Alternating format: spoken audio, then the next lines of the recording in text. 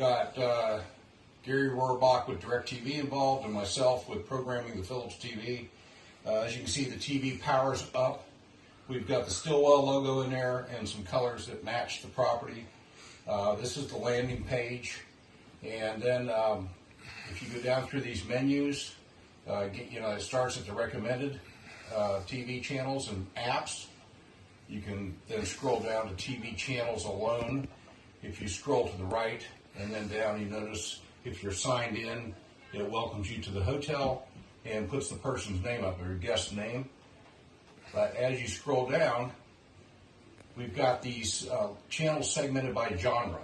So you've got news channels, local channels, sports channels, variety, family, music, Latino, and movie channels. Everything's grouped together.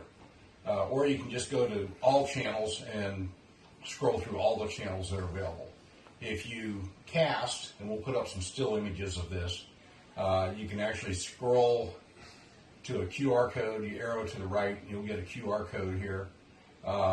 You scan that, and it connects your phone to the room, but it's secure, so nobody in another room can jump on this. And then when you disconnect, obviously you're just disconnected from it. And then apps. We've loaded some apps here that are basically free TV channels. And then Netflix is actually loaded on this TV, but until we get the PMS Bridge to the TV network, which is in the process of being developed, it'll be done in about 60 days.